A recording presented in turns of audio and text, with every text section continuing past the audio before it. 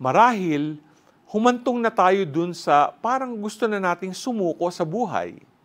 Pwedeng dahil sa pagod, sa trabaho at pag-aaral. Baka dahil sa bigat ng mga pasan nating problema o di kaya pagkabigo sa ating pangarap.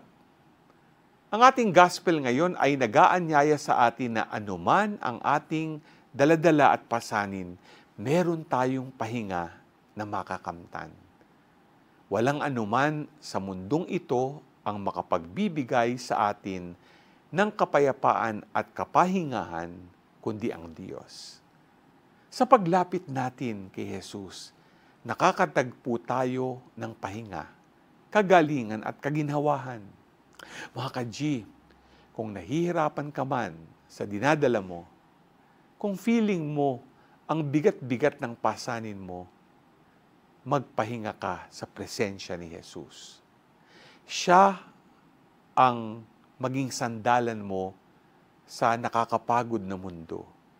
Dahil sa Panginoon, walang mahirap at mabigat sa Kanya kapag lumapit ka. G ka ba?